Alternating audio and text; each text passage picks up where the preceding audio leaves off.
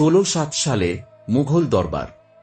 যুবরাজ খুররম, যিনি পরবর্তীতে ইতিহাসে শাহজাহান নামে পরিচিত হবেন, প্রথমবারের মতো এক 16 বছরের কিশোরীকে দেখলেন। তার নাম ছিল আরজুমান্দ বানু বেগম। এই প্রথম দেখাতেই যুবরাজ যেন মুগ্ধ হয়ে গেলেন।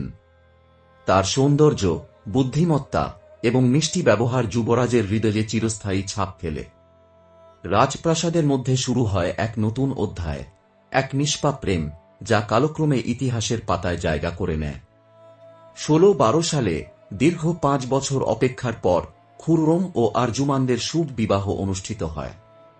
বিয়ের পর যুবরাজ খুররম তার নতুন নাম দেন মুমতাজ মহল, যার অর্থ প্রাসাদের রত্ন। তাদের প্রেম ছিল অটুট।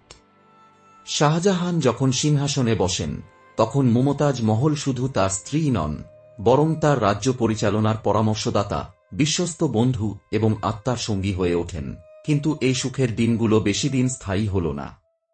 1631 সালে যখন মুমতাজ মহলও তার চতুর্দশ সন্তানের জন্ম দিচ্ছিলেন, তখনই ঘটে এক হৃদয়বিদারক ঘটনা। তিনি গুরুতর অসুস্থ হয়ে পড়েন এবং শেষ নিঃশ্বাস ত্যাগ করেন। এক মহলের কান্নায় তখন আকাশ বাতাস ভারী হয়ে উঠেছিল। শাহজাহান, যিনি এত ভালোবাসতেন মুমতাজকে, তিনি যেন মুহূর্তেই ভেঙে পড়লেন। বলা হয়, তার চুল পাকে, চোখের নিচে কালি পড়ে এবং তিনি চিরতরে একাকিত্বে ডুবে যান। প্রিয়তমা স্ত্রীর স্মৃতিকে চিরন্তন করতে শাহজাহান সিদ্ধান্ত নিলেন এমন কিছু তৈরি করবেন যা পৃথিবী আগে কখনো দেখেনি।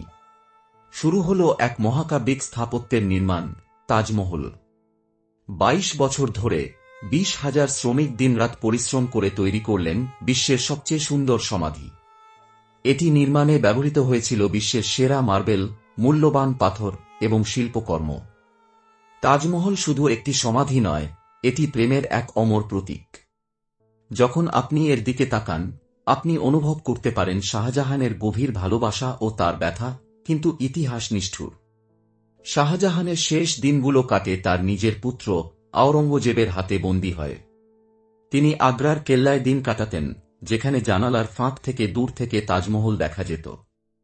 শেষ নিঃশ্বাস ত্যাগের আগেও তিনি একবার শেষবারের মতো তাকিয়েছিলেন তার প্রেমের স্মৃতির দিকে। মৃত্যুর পর তাকে মুমতাজের পাশে সমাধিস্থ করা হয়। আজও তাজমহল আমাদের মনে করিয়ে দেয় যে সত্যিকারের প্রেম কখনো মরে না।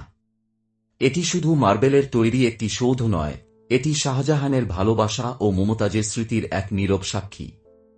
তাজমহল এক প্রেমের কাব্য, যা যুগ যুগ ধরে পৃথিবীকে বলে যাচ্ছে, ভালোবাসা অমর। আপনি কি বিশ্বাস করেন যে এমন প্রেম আজও সম্ভব? কমেন্টে জানান। ভিডিওটি ভালো লাগলে লাইক, শেয়ার ও সাবস্ক্রাইব করুন।